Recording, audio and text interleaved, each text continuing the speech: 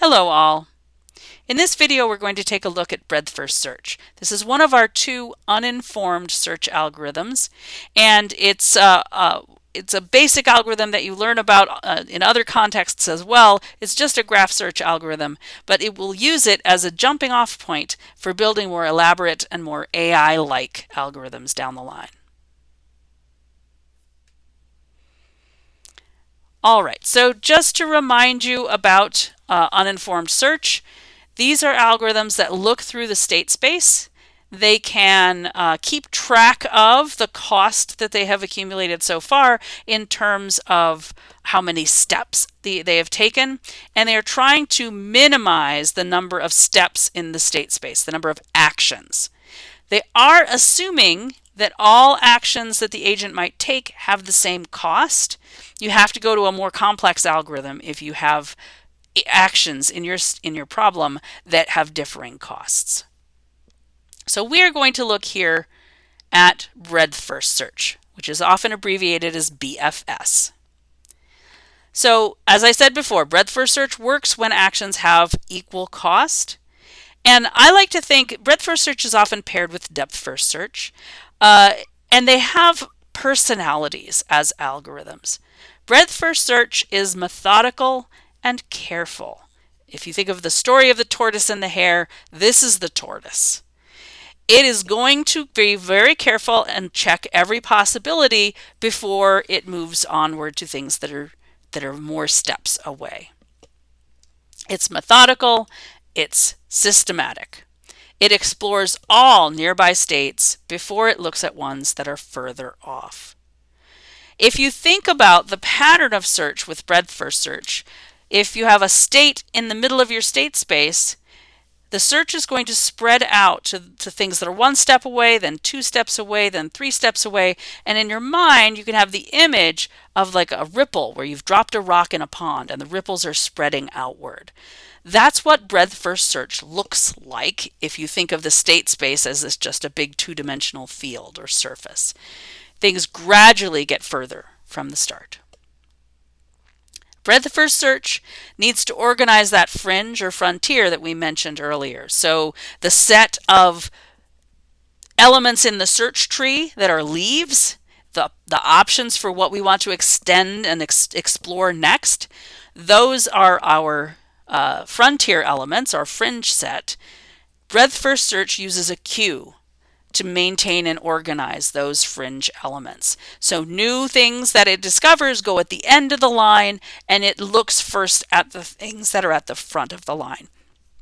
This gives it its breadth first search characteristic.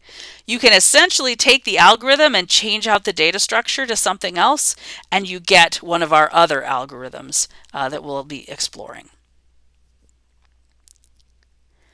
So breadth first search gives us a guarantee that it will find the optimal solution. So it gives us that optimality characteristic that we said we wanted, but it is slow because it is so methodical. If you think of having a search tree where you have a branching factor of B, let's say, and your goal state is D steps away, then this algorithm is going to run in big O of B to the D time, which is not great, and it gets worse the bigger B is. Since it also stores all the leaves of the tree, the memory required is also a similar size. So one of the big problems with breadth first search is the memory that is required to store the queue. It has a lot of leaves at any one time, and because of that, the queue itself becomes very large and ends up slowing down the program. All right. One other thing to note about breadth first search is that as soon as we find a goal state, we can stop the search right there. It's not always the case with these algorithms. It's called having an early goal test, and it's a feature that both depth first search and breadth first search have for different reasons. But other search algorithms that we look at will not have that property. So in some of them, what that means is like as we find the goal state, we don't have to add it to the queue. We can just stop because we've found the best solution. With other search algorithms that we'll look at later, we would actually have to add that goal state to the fringe and wait until it's actually selected for exploration before we have the final solution. And that's because sometimes there might be a better solution that we haven't found yet. Okay, we're going to take a look next at the pseudocode for breadth first search. And I will be honest, the pseudocode for these state space search algorithms, it's very typical for graph algorithms, but it's not easy or obvious exactly what's happening. And so we'll also go through an example because that's going to perhaps be more helpful to you. But I do want to talk through the algorithm with you in the pseudocode just to see if I can help make it clear to you. There, now I can fit it in. Okay, so this is pseudocode for the breadth first state space algorithm. We're going to take in a start state. We are assuming that somehow we have a way to tell whether something is a goal state. That might be a function or some external information that is also available to us. So we're making that assumption. We're also assuming that we can, from a particular state, we can generate all of its child states. So those are things that aren't part of the algorithm itself, but it's assuming that we can do that somehow. All right, so the algorithm starts by being given a start state, an initial state. And it says, find me the best path possible that gets me to a goal state. The first thing we do is just to check if this is a really simple situation. Is this a goal state? If so, then we're done. We return the start state, and that's all there is to it, because the start is a goal. Otherwise, we're going to set up a queue to hold the frontier. We mentioned this before. These are the elements that are the leaves of our search tree. We don't actually build the search tree here. I mean, there are sometimes occasionally versions of this where you need the tree for some reason, but fundamentally we don't need the tree itself. We only need its leaves at any given time. So we build nodes, we put them into this data structure while they are leaf nodes, and then when they come out, we don't need them anymore. We store the data about them and then we move on. So the frontier is the queue. It holds all of the leaves of our search tree. We are also going to have another data structure here, a set. And this is what's going to help us to avoid looping. So we're going to keep a set of the states we have explored. And in this case, we are going to, because BFS is an early goal test, an early test exit when it finds a goal, we are going to mark things as explored at the time that we create them and add them to the queue. We'll just mark everything off at that point. All right, the main body of the loop is, the main task here is a while loop. It's going to keep going as long as there are elements in the state space that we haven't searched yet. You could have a problem with no solution. There's like no path to get you to the goal. And if that's the case, this loop will run until the frontier empties out. And then if that happens, we return that the search was a failure.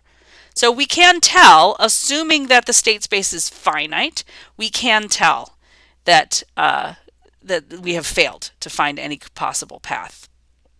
But otherwise, this is basically, you think of it almost as a while true. It keeps going until we find a goal.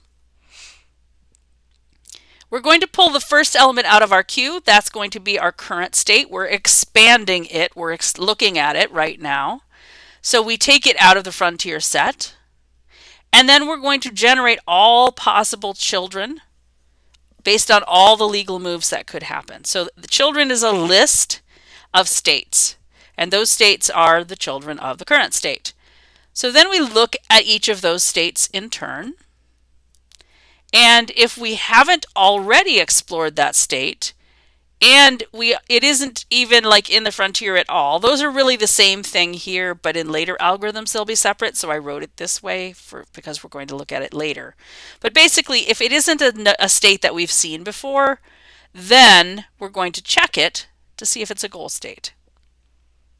If it's a goal state, we're done. We return it. We're absolutely finished. If it's not a goal state, then we're going to add it to our frontier set, and we're going to add the child to the explored set, and we'll keep going.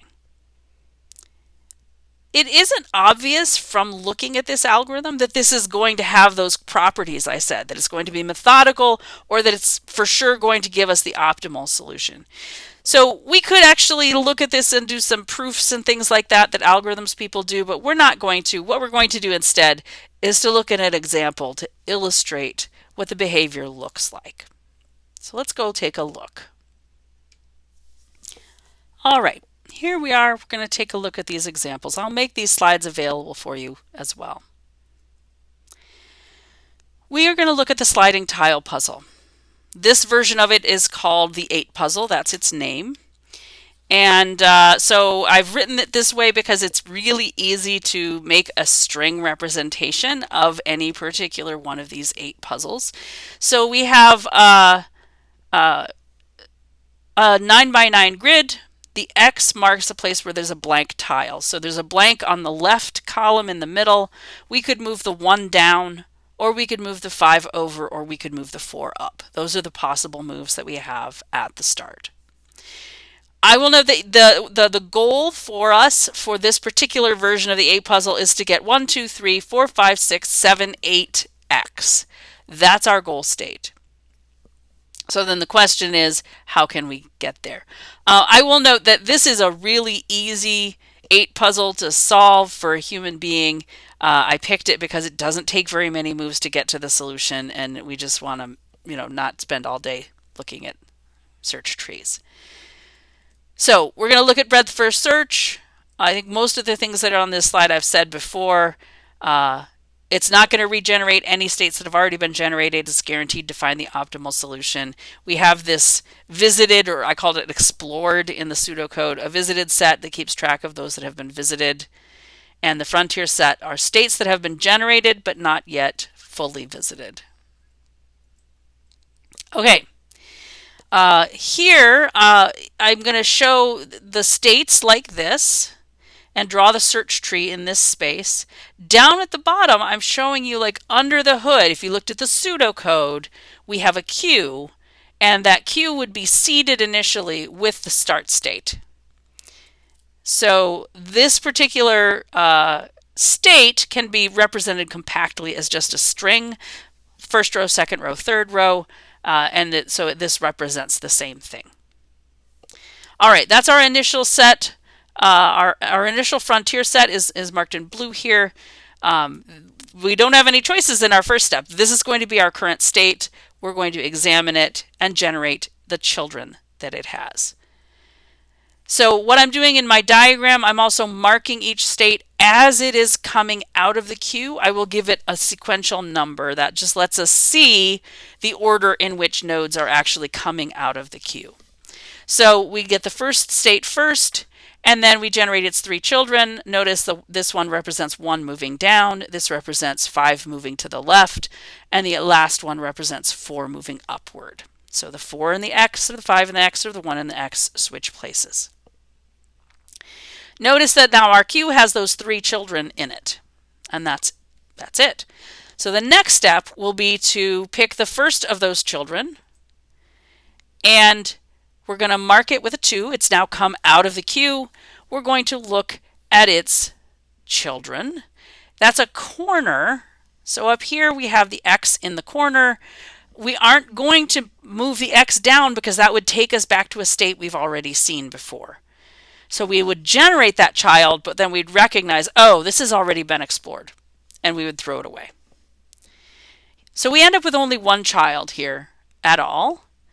And then, if you look at the queue, notice that this new child came in at the back of the queue. So the siblings of our current node, those are the ones that are next up. And that gives us this behavior where it's going to look at all the things that are 1 step away from the initial state before it gets to any of the child nodes that are 2 steps away from our initial state. So it's going to go across to this middle node, and mark it with a 3, generate its children. The middle nodes always have a lot of kids. There will only be 3 because we won't undo the move that we did before. And if in the process we generate a state that exists somewhere else, we would have to treat that specially. So we generate these 3 children, then we're going to go over to the other side. We'll generate 1 child for that one because it's also a corner. And now we've done all of the moves that are 1 step away, and the queue is ready with the children that are 2 steps away, the states that are 2 steps away. So it's going to continue the process. It'll generate the 2 children for this one, 2 children for this one, 2 children for this one. Notice I've dropped the queue away at this point because it's getting too big, but also, there we go. We've got a lot of things in the queue at the end. The very last state that we generate over here, after we grab the 9th iteration of our loop, it actually is the goal that we want. So it's going to, bed first search is going to stop immediately right there. All right. We've taken a sort of a look at breadth first search. What you will be doing with this is applying it to different problems and building these search trees and making sense out of them. And then we'll expand it so that we can look at more complicated problems where we don't necessarily always have equal costs. We'll do that in a future video. I will see you very soon.